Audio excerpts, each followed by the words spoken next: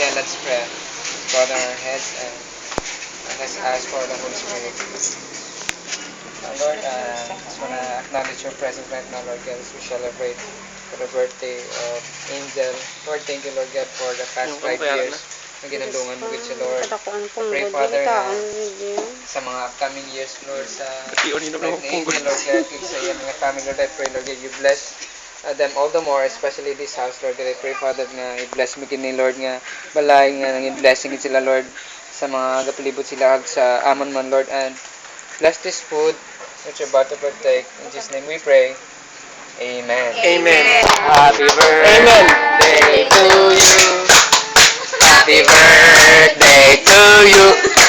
Happy birthday, happy birthday, happy birthday, Angel. happy birthday to you. Happy birthday, happy birthday, happy Kain ka lagi dyan. happy birthday, Angel. Uy, there's a clue.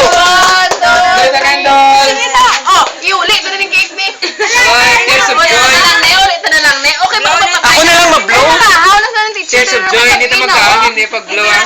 Oh, be. Nang ano, dali, be. Sarah Joy ka di huyop. Sarah. Oh, sige na. 1, 2, Blow na, blow na. 3. Yes, ah. Os, mama na lang ma-blow. Oh! Yay! Yay!